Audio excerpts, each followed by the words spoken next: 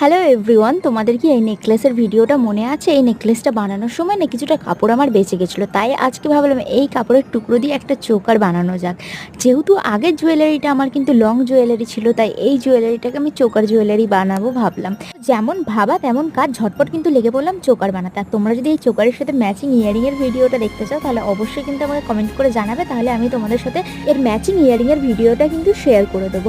তো দেখো, তোমাদের সাথে গল্প করতে করতে আমার কিন্তু কাজ প্রায় অনেকটাই হয়ে গেল। আর আজকে চোকারের পার্টগুলো কিন্তু কোনো রকম সুতো দিয়ে আমি জয়েন্ট করিনি, আজকে সব কিন্তু জাম্পরিং দিয়ে অ্যাটাচ করেছি।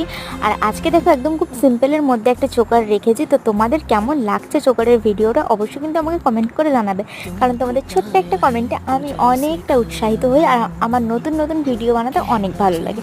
তো তোমরা অবশ্যই কিন্তু কমেন্ট করে যেও। তো দেখো, এরপরে আমি এর সাথে দড়ি অ্যাটাচ করে দিচ্ছি, সেইখানেও কিন্তু আমি জাম্পারিং ইউজ করেছি। তো কেমন লাগলো আজকে ভিডিওটা অবশ্যই কমেন্ট করে জানিও।